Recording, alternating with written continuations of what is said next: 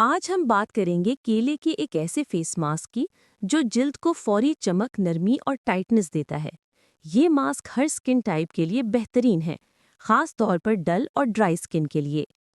इस मास्क को बनाने के लिए आपको सिर्फ 3 चीजें चाहिए: आधा पका हुआ केला, 1 चम्मच शहद, 1 चम्मच दही।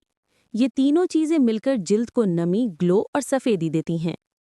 सबसे पहले आधा केला अच्छी तरह मैश कर लें ताकि नरम पेस्ट बन जाए। अब इसमें 1 चम्मच शहद शामिल करें, ये जिल्द को नरमी देता है। फिर 1 चम्मच दही डालकर अच्छी तरह मिक्स करें।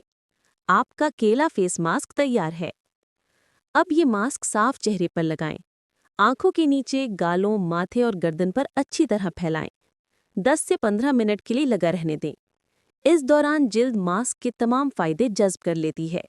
ये मास्क जिल्द को गहराई से मॉइस्चराइज करता है, जिससे चेहरा नर्म और चमकदार होता है।